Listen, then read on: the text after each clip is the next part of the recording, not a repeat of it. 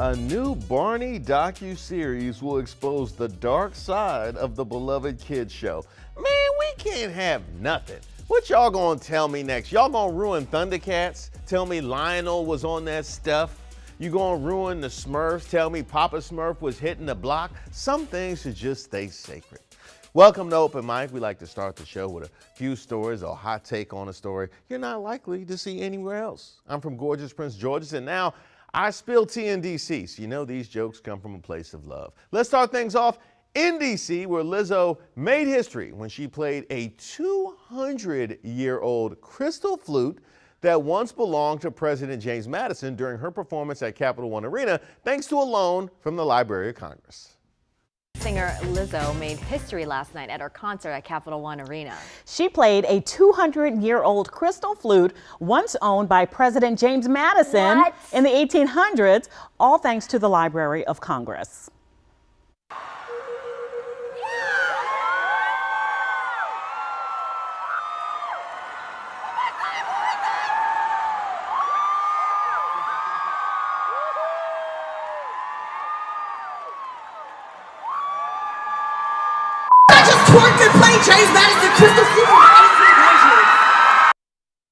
Ah, funny. That's exactly how I used to play trumpet in the Walker Mill Middle School band. Just right there, got to shake them. Just like the forefathers envisioned. Hey, we know it was like Thomas Jefferson envisioned. George Washington too, by the way. James Madison, though, was probably beating on the door of his coffin when this happened.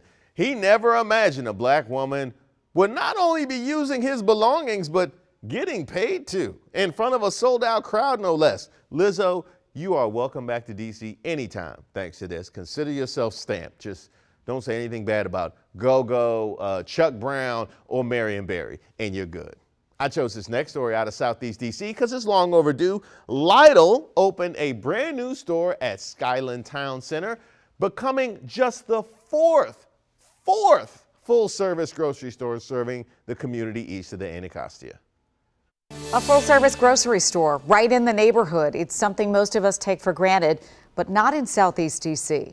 Right now, neighbors there are roaming the aisles of a brand new Lidl at Skyline Town Center near Good Hope Road. This is the first full-service supermarket to open in either Ward 7 or Ward 8 in more than a decade. 10 years.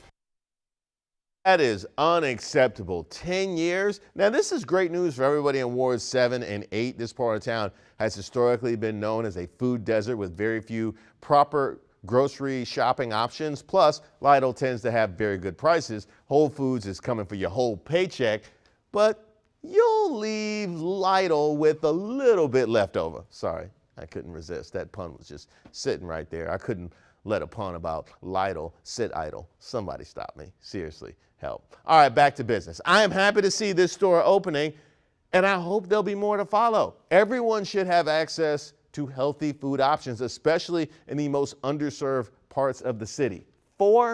That's unacceptable. We're headed to Hollywood for this next story, where a trailer's been released for a new movie about the Johnny Depp and Amber Heard trial. All rise. Court is now in session. Miss Heard has defamed Mr. Depp by calling him an abuser. Look, man, look what she said about me.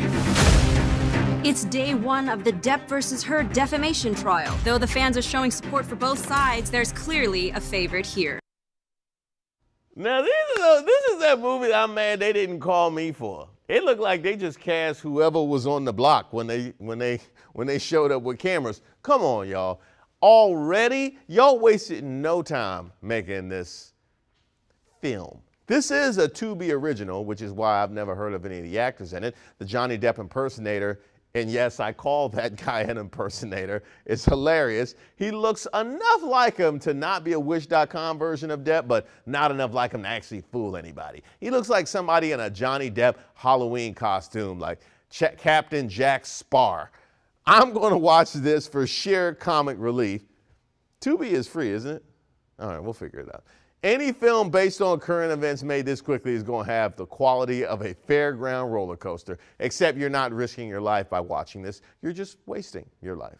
We're headed to the UK for this last story, where an experiment involving 70 companies is showing that switching to a 4-day work week has brought no loss in productivity.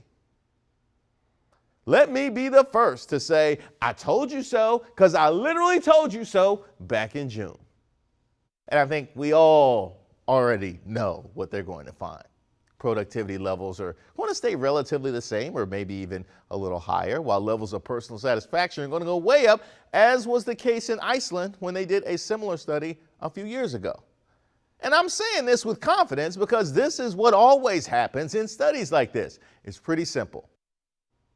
There you go. I got to bring that jacket back. Now that we've proven that I'm a genius when it comes to pointing out things that should be common sense, I want to commend Fourday Week Global for conducting this trial and putting research behind it. Make as many charts and use as many corporate buzzwords as you need to in order to make this stick in the minds of management.